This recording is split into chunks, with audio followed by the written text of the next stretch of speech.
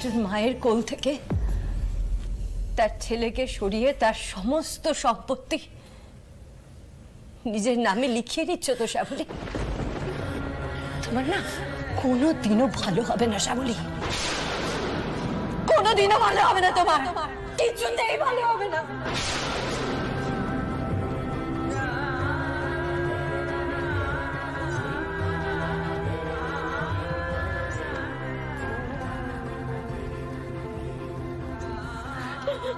শ্যামলী,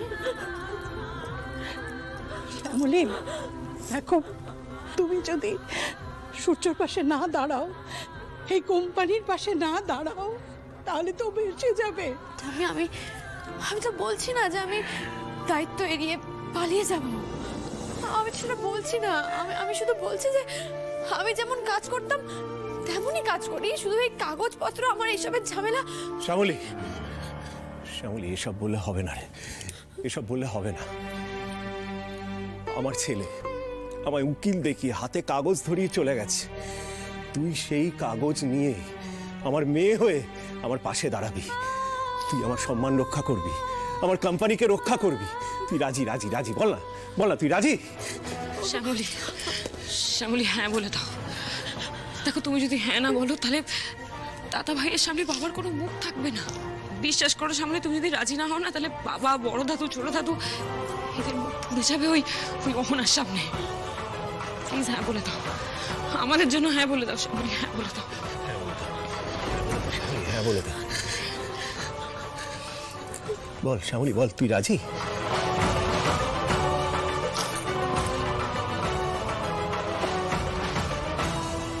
বাবা বলে ডেকেছে তো, তাই শোনো, তোমার সম্মানের জন্য আমি সব কিছু করতে পারি বাবা।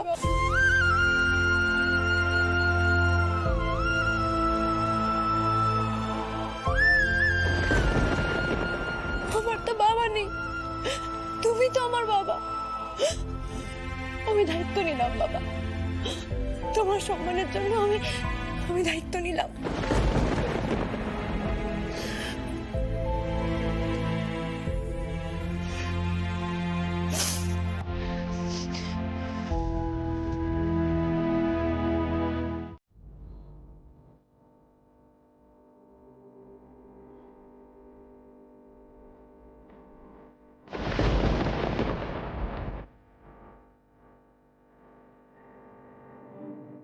এটা কেন করলেন স্যার?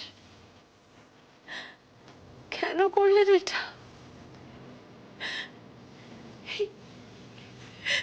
এইভাবে নিজের পরিবার, নিজের বাড়ি, নিজের ছোটবেলার সব স্মৃতি, এমনকি আমার সাথে গড়ে ওঠা একটা ছোট্ট স্বপ্নকে এইভাবে পায়ে ঠেলে চলে গেলেন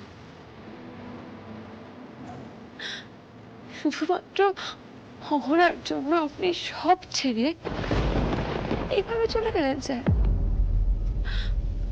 আপনি পারলেন স্যার? এত কিছুর পরেও অহনাকে বেছে নিতে আপনি পারলেন?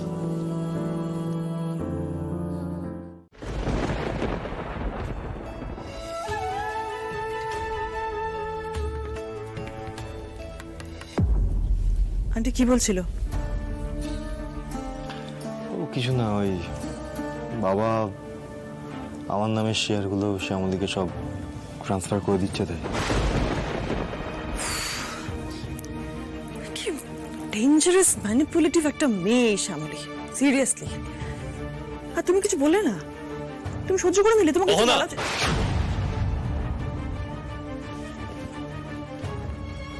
ইউ ক্যান গো নাও। কি হলো, শুনতে পারলে না? তুই চলে যাও। না, আমি কোথাও যাব না।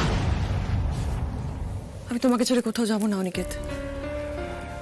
যে ভুলটা আমি করেছিলাম আগে, সেই ভুলটা আমি আর রিপিট করব না।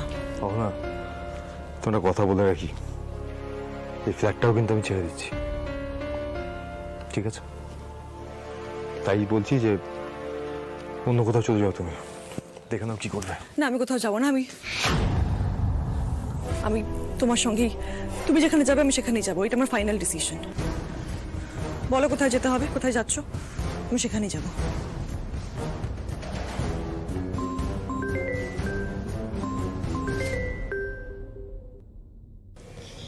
Unknown number?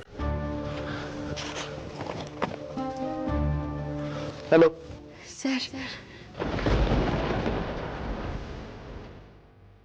Shyamoli,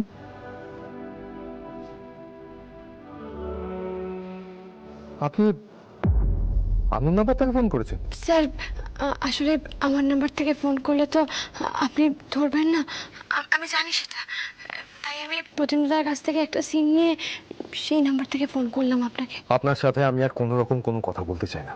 sir sir sir sir ফোনটা রাখবেন না, দোহাই আপনার, আমার কথাটা একটু শুনুন। আমি আপনার সঙ্গে একবার দেখা করতে চাই। কেন? এখনো কেন? আর শ্যামলী, আমি দেখা করব না।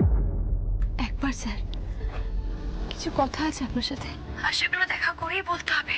সামনাসামনি ছাড়া এই কথাগুলো বলা যাবে না স্যার। সামনাসামনি তো অনেক কথাই হলো, আর নয় শ্যামলী।